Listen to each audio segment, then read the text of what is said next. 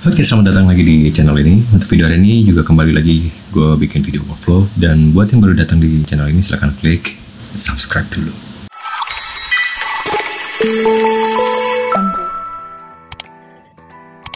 Oke, kita langsung aja.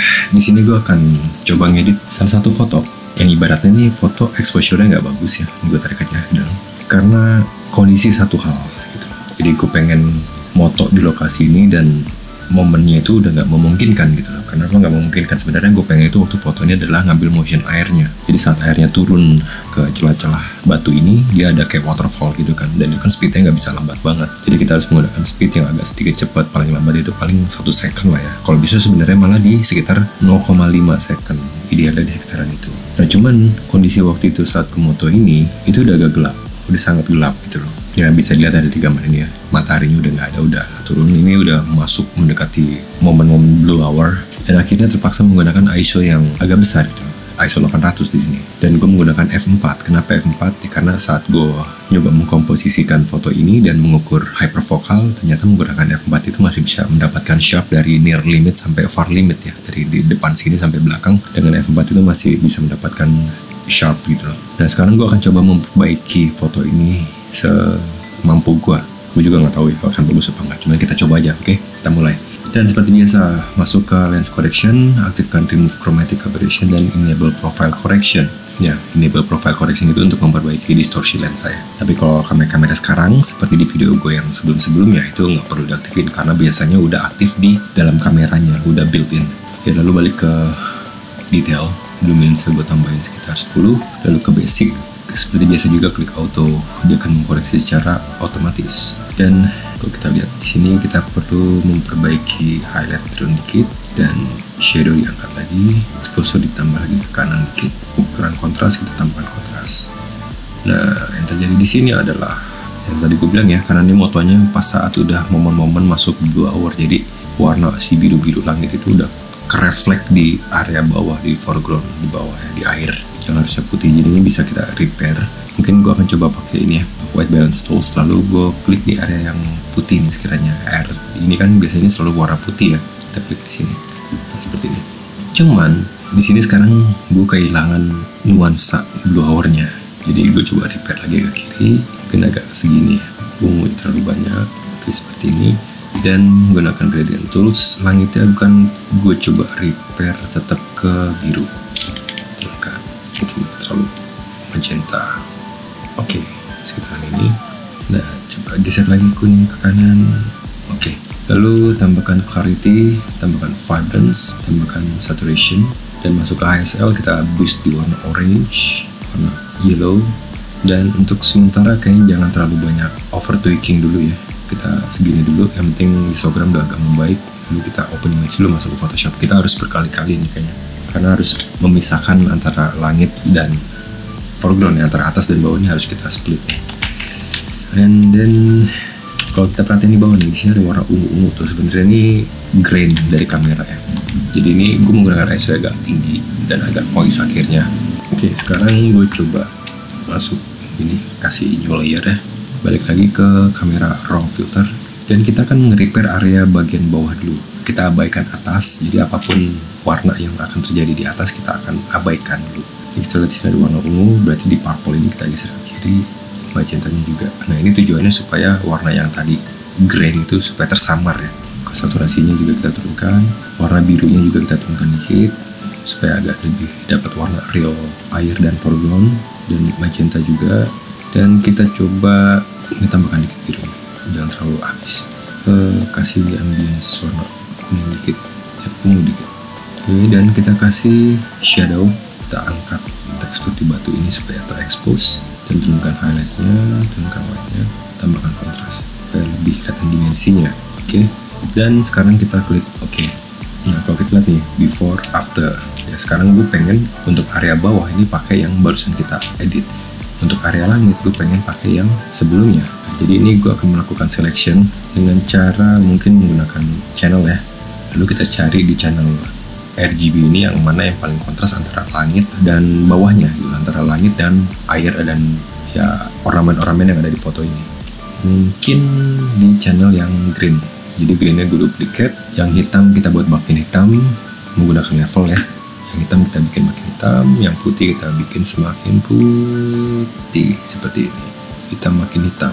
Abaikan yang lain, yang penting kita lihatnya antara batu ini dengan langit dan air dengan langit, dan pulau depan ini dengan langit itu udah terpisah. Klik OK dan klik ya green copy ini, tarik ke selection dan kita hapus. Setelah selection keluar, lalu balik ke layar dan kita aktifkan add mask seperti ini. Ini kebalik, jadi kita invert dengan cara klik tombol Ctrl I atau Command I kalau di Mac. Nah, lalu di bagian langit ini masih ada kotorannya. Nah, ini kita brush manual, kita hitamkan karena yang atas itu warnanya hitam. Lalu kita brush, ukuran brushnya kita sesuaikan kurang lebih seperti ini. Dan kalau kita lihat di sini ada garis kan nih, ini garis air laut. Jadi patokan kita di situ, kita bikin pakai ini rectangular mark tool, kita tarik sampai batas garis yang laut tadi di sini. Nah, lalu kita brush lagi manual. Karena ini pakai warna putih, kita akan restore seperti ini dan aktifkan yang bawah. Nah, sekarang kita sudah pakai yang lama, kurang lebih seperti ini. Nah, sekarang kalau udah kita merge down, merge layer, baru kita coba menggunakan HDR Effect Pro. HDR Effect Pro. Oke, jika udah masuk seperti biasa juga preset library-nya, pilih landscape dan pilih yang soft, dan tone compression-nya kita balikan ke kiri, jadi membuat simulasi arah cahaya itu tetap dari atas. Lalu di HDR methodnya bagian detailnya kita pilih realistic, bagian drama kita pilih deep, dan tonality semua kita reset dulu. Adjustmentnya mungkin kita tambahkan kontras dikit, kita turunkan highlight dikit, jangan terlalu banyak nanti dia pucat. Lalu tambahkan structure untuk buat ngambil atau menambahkan detail-detail di foreground 13%, dan turunkan exposure sedikit biar agak lebih gelap sesuai nuansanya. Dan klik OK. Nah, jika udah lagi seperti biasa lagi ya, yang layar barusan kita kasih HDR itu nggak dipakai 100%, jadi opacity kita blend jadi secukupnya. Karena kalau kita pakai 100% itu noise-nya akan semakin terlihat. Dan untuk sekarang ini gua dapetin 80% atau sekitar 75% menurut mata ya, jadi nggak ada angka patokan atau nggak ada angka baku. Lalu kita merge down dan kita duplicate lagi. Aku masih agak kurang serak dengan warna langit ya, kita balikin lagi ke kamera raw filter. Mungkin area langit ini akan coba gue boost malah di warna purple-nya biar ada warna kayak twilight gitu. Cuman dilihat tuh birunya udah mulai agak rusak, jadi kita turunkan saturation-nya sedikit, jangan terlalu banyak. Dan di purple saturationnya kita kurangin dikit, kita sesuaikan supaya transisi warnanya ini nggak rusak ya, jangan sampai ada kelihatan over tweaking. Dan warna orange nya ini kurang real, kita tambahkan ke kiri dikit, dan yang yellow nya ke kiri dikit, yang orange ke kanan, yang yellow ke kiri dikit. Yang hijau kita habiskan ke kiri atau kita ke kanan kan. Kalau di bawahnya ada warna-warna lumut, ini bisa kita coba expose ya, di sekitar sini. Walaupun nggak terlalu signifikan tapi lumayan lah. Bluenya masih dipapain. Dan kalau lihat di sini warnanya udah agak mulai rusak, dan ini kayaknya udah limit ya, nggak akan bisa terlalu diapa-apain lagi. Jadi aku rasa ini udah cukup lah. Sekarang tinggal kita repair supaya nggak terjadi warna-warna yang kayak pecah-pecah gini nih. Dan di sini kelihatan noise banget kan. Jadi kita merge down, kita duplicate lagi, lalu filter, pilih topaz left and noise. Nah, di sini sekarang ini kita butuh overall strength-nya agak tinggi nih supaya menghilangkan noise-nya. Nah, kalau sedikit gini tuh nggak akan hilang, jadi udah pasti akan sangat tinggi value-nya ya, angkanya. Mungkin sekitar 0,70. Kalau di bawah nih tuh jadi soft banget kayak lilin. Nah, supaya mengembalikan detailing di sini, kita ke bawahnya ada detail recovery, kita tambahkan add grain-nya sekitar 0,50, berarti secara langsung di sini pun akan tinggi-tinggi juga nominalnya.